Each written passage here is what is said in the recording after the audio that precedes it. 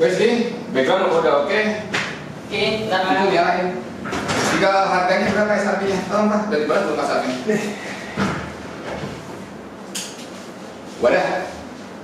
Dan murah banget saya ini. Ya wes ya, mulai.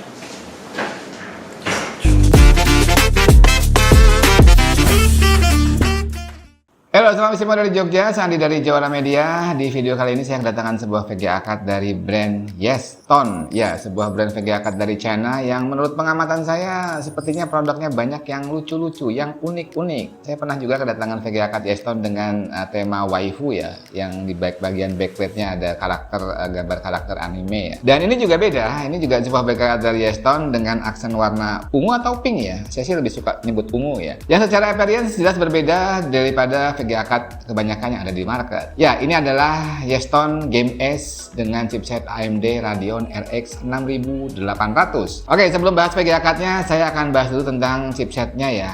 Chipset GPU-nya ya, AMD Radeon RX 6800. Yang menurut saya sepertinya kurang populer di market ya. Mungkin salah satu sebabnya karena dia bernasib kurang baik ya. Dia dilahirkan di akhir tahun 2020, di mana saat itu sudah mulai demam mining ya. Jadi permintaan VGA card sudah sangat tinggi dan harganya juga ikut meroket nggak karuan jauh dibandingkan harga SRP yang awalnya ditetapkan oleh produsennya. Dan seingat saya tahun 2021 harganya sudah mencapai sekitar 17 sampai 18 juta untuk sebuah VGA card dengan chipset GPU RX 6800. Jadi mungkin kebanyakan dari kalian sudah nggak pernah nemuin VGA card ini di harga SRP-nya. Ya, kemarin distributornya hubungi saya dan memberi info tentang VGA card ini, Yeston RX 6800, dan ada poin yang sangat menarik bahwa VGA card ini update harga per September 2023 ini harganya sudah turunnya jauh banget, dan inilah poin yang membuat saya tertarik dengan VGA card ini karena harga yang ditawarkan sekarang sudah sangat-sangat terjangkau untuk sebuah VGA card dengan VRAM 16GB. Jangan kemana-mana, habis ini kita bahas.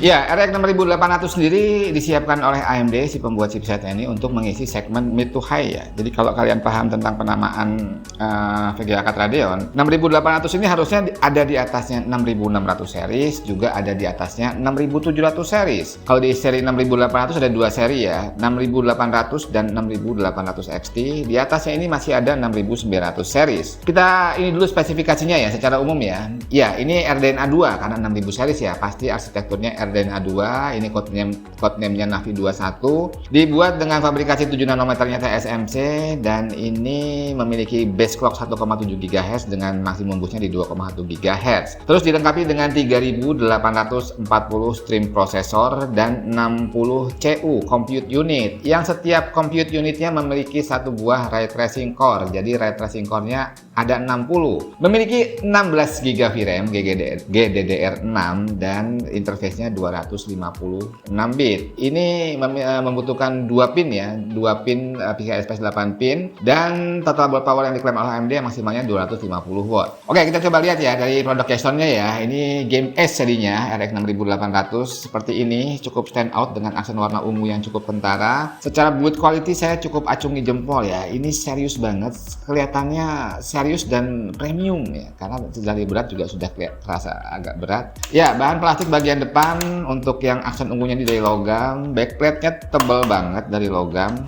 Outputnya normal, satu buah HDMI dan 3 buah DisplayPort. Terus heatsinknya cukup besar, menggunakan 6 buah headpipe, dan tadi saya bilang ini butuh 2 pin ya, 8 pin PCI Express-nya butuh 2 karena total board power maksimumnya sampai 250 watt. Oke, begitu. Dan tadi saya bilang di awal sudah di-spill di info harganya untuk update September 2023 ini, dan dari situlah saya jadi penasaran banget. Dengan harga segitu di September 2023 ini, walaupun kalian tahu ya, di beberapa bulan terakhir ini banyak banget VGA card bermunculan, baik dari Radeon maupun dari Nvidia. Jadi saya penasaran banget, pengen ngetes VGA card ini apabila kita bandingkan dengan VGA card yang lebih baru mungkin generasinya, yang range harganya nggak jauh-jauh. Gimana performanya? Apakah jadi menarik dengan harga segini? Makanya jangan kemana-mana, abis ini kita langsung tes.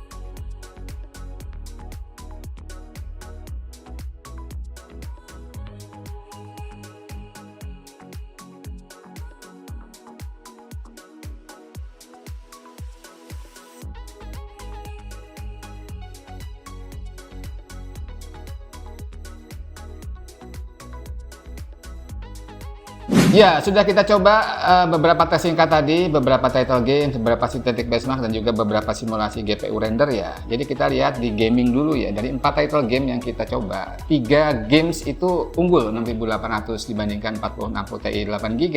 Baik di resolusi Full HD maupun di QHD ya, di 2K ya. Kita lihat di Starfield unggul, di Shadow of Tomb Raider unggul, juga di Far Cry 6 juga unggul ya. Cuman di Cyberpunk 2077 dia kalah ya. Apalagi kalau RTX 4060 Ti-nya menghidupkan fitur DLSS 3-nya, frame generator. Cukup signifikan perbedaannya. Oke, untuk synthetic benchmark kita menggunakan 3 title dari 3D Mark, Speedway, 3D Mark Port Royal, dan 3D Mark Solar Bay ya. Cuman di Speedway aja CI 6800 kalah ya. Itu pun nggak terlalu signifikan. Di 2 title lainnya cukup signifikan lebih unggul yang RX 6800. Ya, jadi begitu ya untuk gaming, baik untuk synthetic benchmark maupun untuk real gaming benchmark 6800 slightly better dibandingkan 4060 Ti, walaupun harganya sekitar 1,5 juta lebih murah. Nanti spill harga di belakang ya. Ya, berikutnya kita menggunakan beberapa simulasi GPU render. Yang pertama kita menggunakan Sandbench yang baru ya, Sandbench 2024. Di situ ada fitur simulasi GPU render ya. Kita bandingkan hasilnya dan ternyata memang yang Nvidia unggul relatif cukup signifikan ya. Dimungkinkan karena yang Nvidia itu benar-benar si developer softwarenya bisa mengutilisasi semua core-nya ya, baik tensor core maupun ray tracing core untuk membantu proses render. Sedangkan di Radeon mungkin belum ya, belum sampai ke sana ya. Jadi memang hasilnya cukup signifikan. Terus berikutnya kita menggunakan Blender ya 3.6. Kita coba ngerender dengan GPU Scene Classroom. Di Radeon kita menggunakan HIP plus Ray Tracing yang masih eksperimental, sedangkan yang di Nvidia kita menggunakan CUDA Core. Dan kelihatan hasilnya walaupun masih kalah, cuman tipis banget ya, tidak terlalu signifikan seperti tadi di Sandbench 2024. Dan yang terakhir kita mencoba mengenerate image menggunakan AI offline version dari Stable Diffusion, menggunakan 2 platform yang berbeda ya, karena memang yang satu dioptimasi untuk Radeon, satunya lagi dioptimasi untuk Nvidia. Dan memang hasilnya masih cukup signifikan lebih unggul Nvidia, lebih kencang ya, karena memang di 6000 series belum ada dedicated AI akseleratornya, sedangkan di Nvidia sudah ada. Itu ya yang tadi saya awal bilang. Saya tertarik awalnya dari harga yang diinfokan ke saya tentang VGA Card ini. Jadi PT AGS Asia Global Sukses Indo itu distributor resminya itu ngomong kalau sekarang harganya ada di 6 juta kurang, alias kalau bahasa marketingnya 5 jutaan. 5.900.000-an ya. Dan ini menurut saya cukup menarik. Wah, even di tahun 2023 ini ya, ketika kita ngomong banyak sekali VGA Card baru bermunculan, tapi dengan harga segitu dan spill performa yang tadi kita coba, kayaknya ini masih jadi alternatif yang patut dipertimbangkan. Apalagi dengan VRAM 16GB ya. Ya, walaupun bagaimana ada beberapa skenario VRAM 8GB itu nggak cukup. Seperti tadi contohnya kita coba Far Cry 6. Ketika HD teksturnya kita hidupkan dan kita jalankan dengan resolusi 2K, itu kebutuhan VRAM-nya dari software monitoring kita bisa lihat di atas 10GB. Langsung kita buktikan ketika kita benchmark, akhirnya kalau yang 4060 Ti bisa turun 20-an FPS lebih rendah dibandingkan kalau kita tambah HD tekstur. Sedangkan yang 6800 cuman beda sekitar 5-6 FPS ya. Ini menunjukkan bahwa VRAM itu sudah sangat meter. Di 80 Ti versi 8GB ketika si game itu request lebih dari 8GB, kepenuhan akhirnya bisa mempengaruhi si GPU untuk mengenerate frame sehingga FPS-nya cukup dropnya cukup banyak ya, sampai 20 FPS. Oke, itu aja mungkin info harganya. 5.999 itu online. Kalau di offline harusnya bisa jauh lebih murah ya. Terus garansinya 2 tahun resmi dari PT AGS, full 2 tahun. Dan kalau kalian berminat, itu nanti link pembeliannya akan saya taruh di deskripsi ya. Oke, gimana menurut kalian? Monggo tulis di kolom komentar. VGA Card yang dulu kayaknya tidak terjangkau sekarang sudah dijual dengan harga yang cukup agresif, di bawah 6 juta rupiah dengan VRAM 16GB dan performa yang tadi sudah kita coba tunjukkan pada kalian. Monggo di kolom komentar kita diskusi. Semoga yang singkat dan sederhana ini bisa menginspirasi dan juga memberikan info yang berguna buat kalian, dan tentunya juga bisa membuat kalian kaum mendang-mending tambah bingung. Sampai jumpa di video berikutnya. Salam istimewa dari Jogja.